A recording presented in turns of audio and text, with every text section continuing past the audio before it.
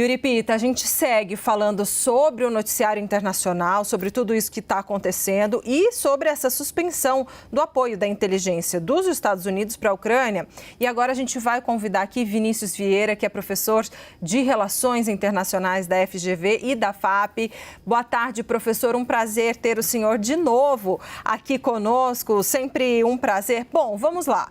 A gente está num momento de muita tensão entre os Estados Unidos pressionando, enfim, a Ucrânia para aderir a um acordo de paz, aos todos os termos, é quase que um contrato de adesão, não sei se dá para dizer assim, mas o fato é, bom, depois daquela discussão sem precedentes, né, televisionada, você teve a suspensão temporária de envios de apoio de inteligência e de envio de armas. O que sobra, o que resta para a Ucrânia esperar neste momento dos Estados Unidos? Boa tarde, professor.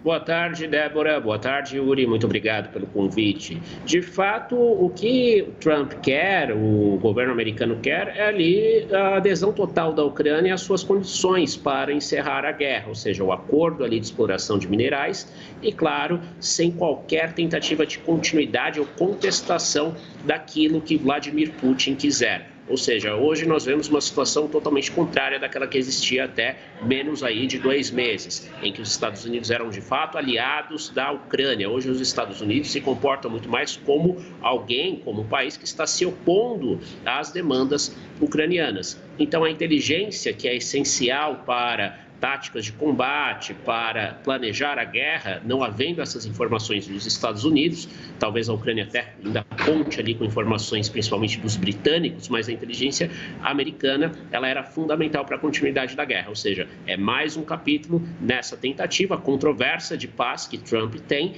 e, claro, de colocar ali Zelensky naquilo que na visão dos Estados Unidos é o devido lugar dele, né? Um local de agradecimento por os Estados Unidos terem gastado aí tantos bilhões de dólares na guerra, mas sem agora levar em conta as mínimas demandas da Ucrânia, principalmente as chamadas garantias de segurança, ou seja, Zelensky perde ainda mais qualquer poder de barganha, já não tinha, e perde ainda mais com essa iniciativa do corte, não só de recursos financeiros, mas também de informações que são cruciais para a continuidade e planejamento das batalhas. Pois é, Vinícius, nessa questão do suporte, principalmente financeiro, Donald Trump tem batido muito nessa tecla e tem havido controvérsia em relação aos números. A Europa, se for somados ali não só os países todos do bloco europeu, mas também diversas organizações que apoiaram a Ucrânia, a conta ficaria mais equilibrada, 50-50. Mas, independentemente disso, qual é a capacidade da Europa de suprir, de apoiar a Ucrânia se os Estados Unidos, de fato, mantiverem suspenso tanto esse apoio militar anunciado na segunda-feira, como agora esta confirmação de informações de inteligência que não chegam mais até as defesas ucranianas? Qual é a capacidade e que tempo levaria, se é que é possível, para a Europa suprir esta ausência, esta retirada dos americanos no apoio à Ucrânia? A capacidade, Yuri, ela é mínima, né, para não dizer nula. Por quê? Todo esse movimento que nós estamos vendo na Europa, é importante explicar para o telespectador, a telespectadora. Não se trata de continuar a guerra, mas de a Europa, principalmente Reino Unido e França, apoiarem, talvez ali também com participação da Alemanha e outras potências menores na Europa, a defesa da Ucrânia numa situação em que, claramente, pelo plano de paz de Trump, também aí poderia ser chamado de uma capitulação, né, de uma entrega da Ucrânia que não tem mais condições de lutar nesse cenário.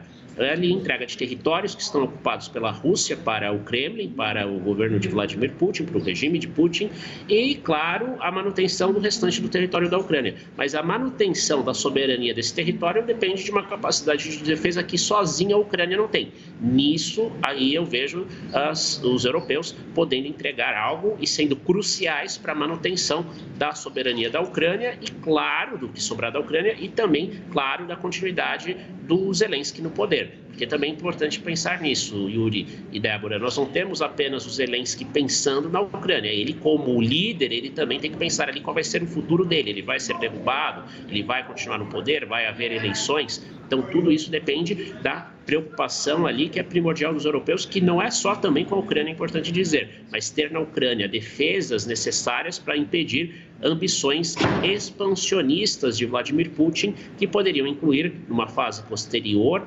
ao cessar-fogo, ao fim definitivo da guerra, outros territórios europeus, não só ucranianos, mas também de outros países, notadamente os países bálticos e também a Polônia, que é a grande outra aí, país preocupado, além da Ucrânia, com os movimentos de Vladimir Putin. Professor, em um momento em que a Europa ela tem alguns países em que estão crescendo movimentos ultranacionalistas contra o multilateralismo, até movimentos para que se retirem, por exemplo, cada vez mais críticos à União Europeia, etc, etc. Neste contexto, de que maneira a Europa fica vulnerável a esses avanços de Putin, às tarifas dos Estados Unidos, né? Quer dizer, parece que a Europa está num momento ali cercado por várias adversidades que podem colocar, não sei se essa é a sua avaliação, até o poder, né? O poderio ali, a unidade e o poderio da União Europeia regionalmente, geopoliticamente falando, né, professor?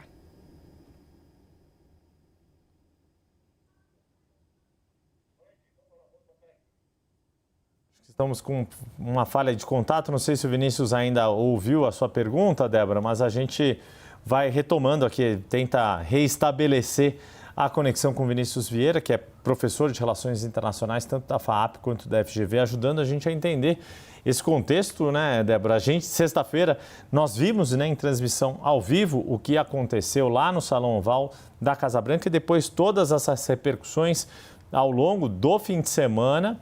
Acho que agora o professor voltou com a gente. Não sei se... Vinícius está de volta aqui. Se quiser, a Débora pode repetir a pergunta. Não sei se deu para ouvir. Eu não ouvi a parte final. Houve aqui um bloqueio nas comunicações e não ouvi a parte final, desculpe.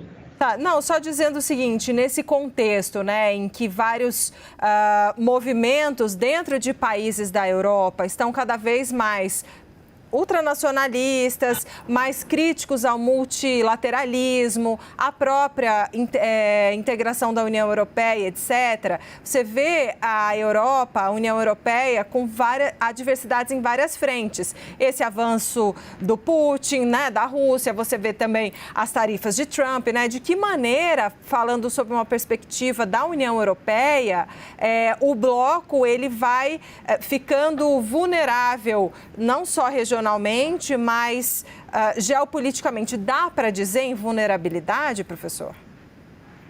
Sim, Débora. Infelizmente, essa é hoje a situação da Europa. Ela não tem apenas desafios externos, no caso, como você muito bem colocou, Putin com a questão da guerra e Trump com a questão das tarifas, sobretudo. Mas o que nós temos na Europa também são desafios internos. Mas é importante dizer que a ultradireita, essa direita radical, tem diferentes tendências, né? Permita-me aqui exemplificar com dois casos. Uma coisa é o Viktor Orbán, né? O líder da Hungria. Ele é claramente pró-Putin. Ele seria ali, acho que até contra ali uma armamentização, né? Um investimento no exército europeu, porque ele vê ali possibilidade de cooperar com Putin. Já você tem também o caso da Giorgia Meloni, que também ela tem ali uma filiação ao Fratelli d'Italia, que é o partido de ultradireita italiano.